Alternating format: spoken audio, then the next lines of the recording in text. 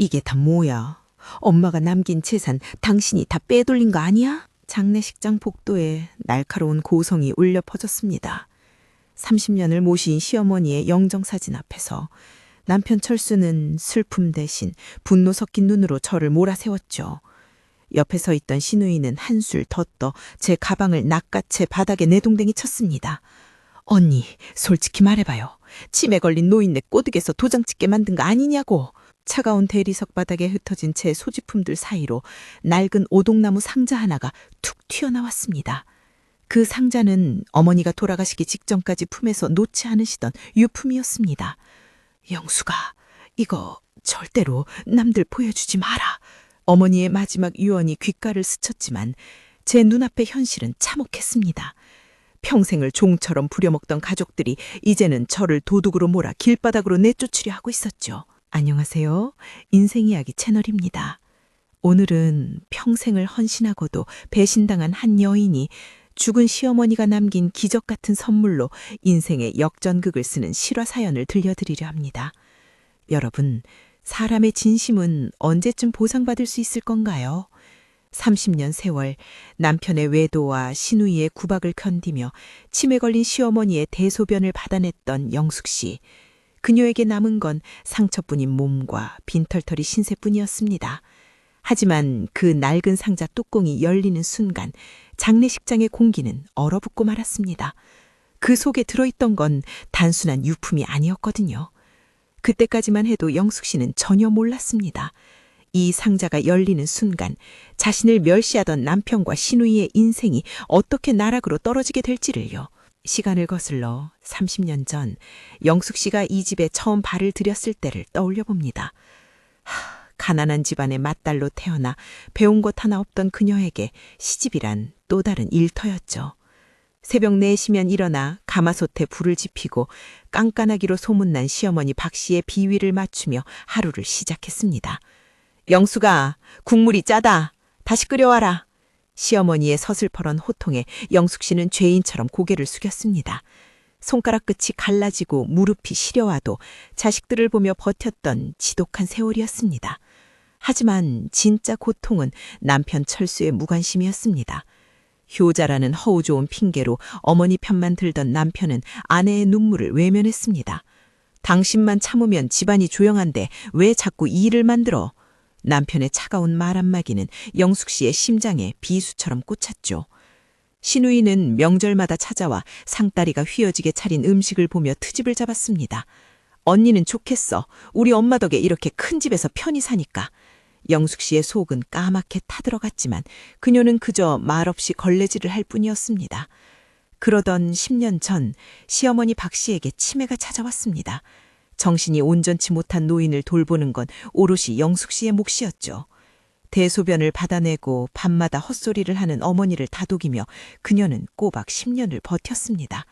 다른 자식들이 요양원에 보내자고 등 떠밀 때도 영숙 씨는 어머니의 마른 손을 잡고 울었습니다. 어머니, 제가 끝까지 모실게요. 걱정 마세요.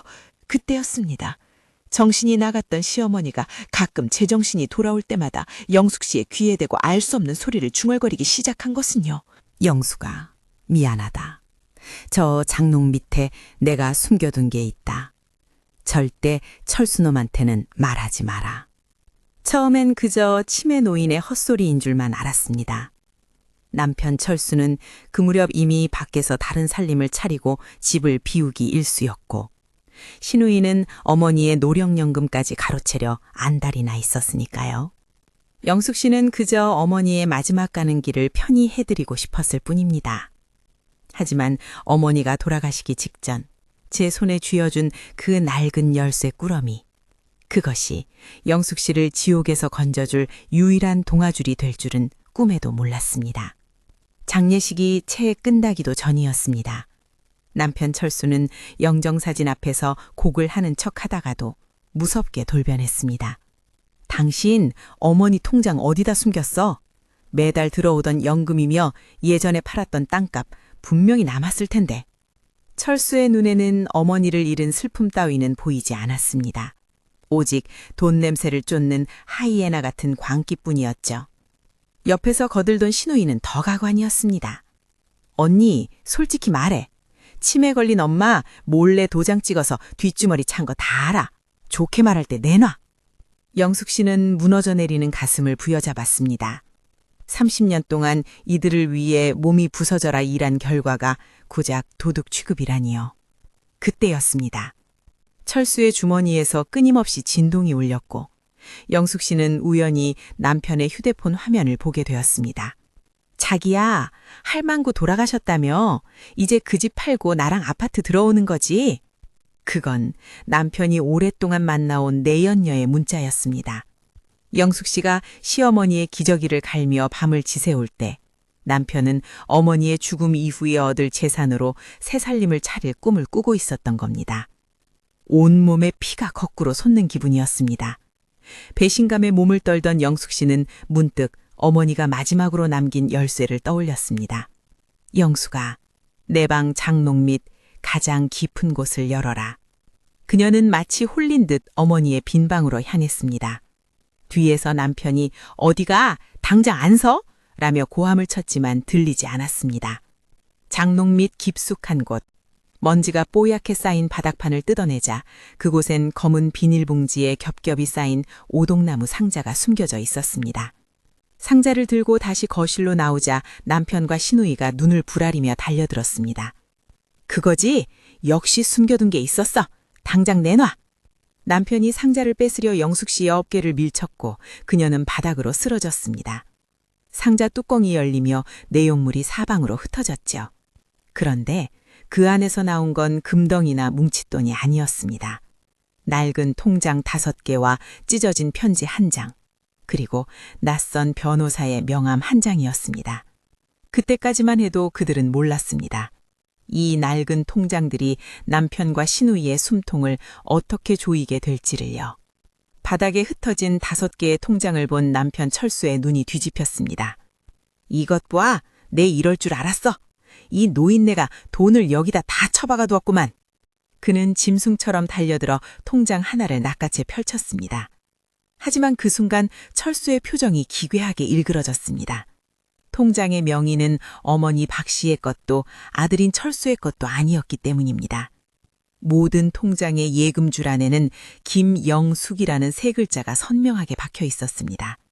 30년 동안 식모처럼 살아온 아내의 이름이었습니다. 영숙 씨는 떨리는 손으로 통장들을 모아 쥐었습니다. 첫 번째 통장을 펼치자 30년 전부터 기록된 눈물겨운 숫자들이 보였습니다. 시장 바구니 남은 돈, 파지 주워 모은 돈, 명절 용돈. 시어머니는 치매가 오기 전부터 며느리가 고생하는 것을 다 알고 계셨던 겁니다. 본인은 구두쇠 소리를 들어가며 10원 1장 안 쓰면서도 아들이 내팽개친 아내의 노후를 위해 매일같이 푼돈을 모아 며느리 명의로 적금을 붓고 계셨던 것이죠. 그 금액은 어느새 억 단위를 훌쩍 넘어가 있었습니다. 이게 어떻게 당신 이름이야? 이거 다 우리 엄마 돈이잖아. 당장 내놔! 시누이자 비명을 지르며 영숙 씨의 머리채를 잡으려 들었습니다. 남편 철수 역시 이성을 잃고 손을 치켜들었죠.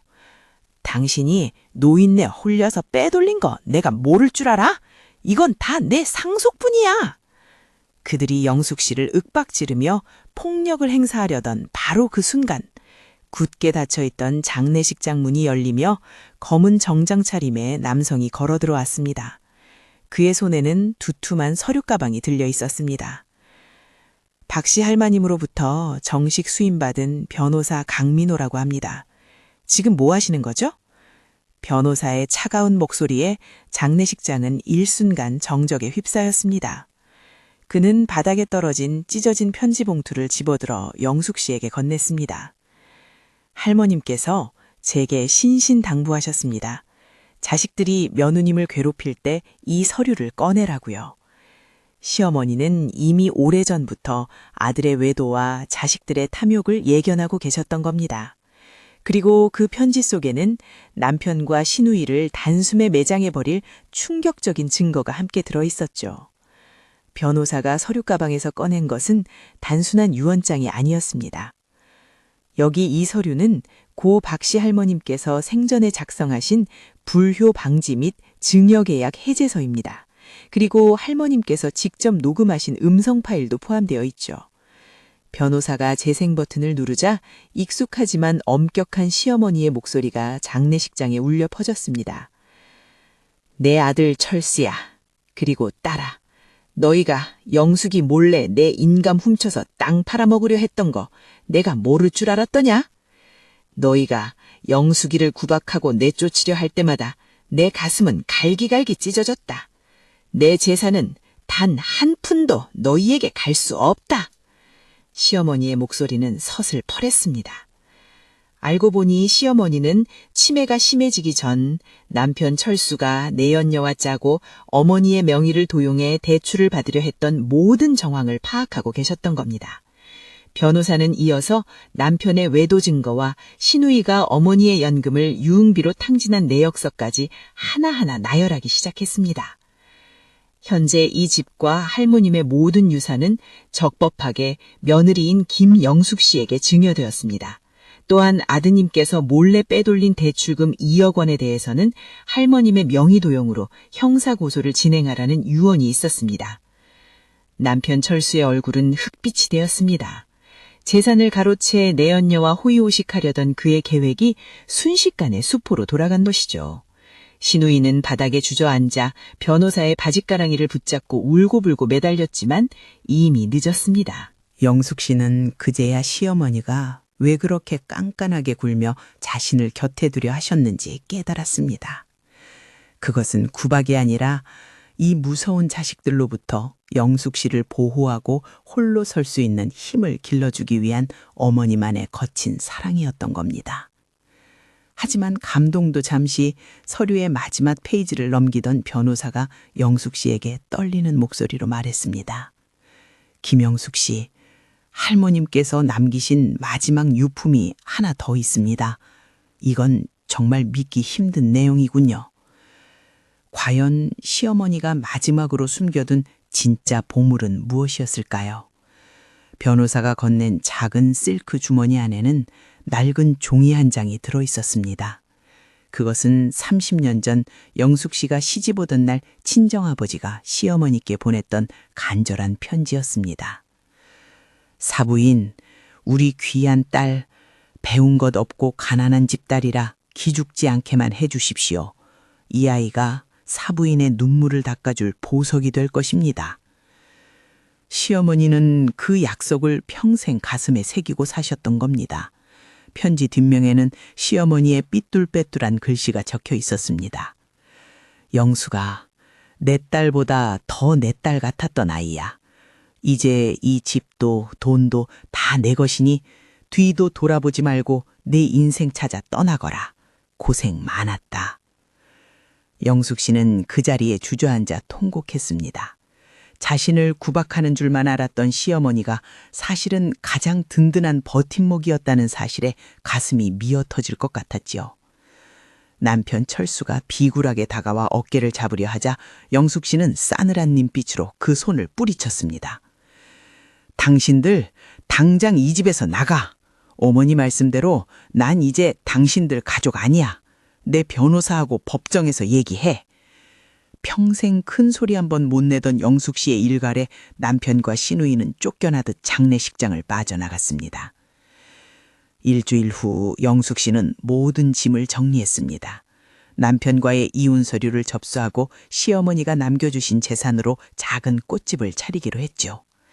창가에 앉아 따스한 햇살을 받으며 커피를 마시는 지금 그녀의 얼굴에는 30년 만에 처음으로 진정한 평화가 찾아왔습니다. 어머니, 이제 걱정 마세요. 저 정말 행복하게 잘 살게요. 여러분, 때로는 진실이 늦게 밝혀지기도 하지만 진심은 결코 사라지지 않습니다. 오늘의 사연이 지친 여러분의 마음에 작은 위로와 희망이 되었기를 바랍니다. 고단했던 어제의 눈물이 오늘의 찬란한 내일이 되기를 진심으로 응원합니다. 지금까지 사연 이야기였습니다. 여러분의 소중한 구독과 좋아요는 더 따뜻한 이야기를 전하는 큰 힘이 됩니다.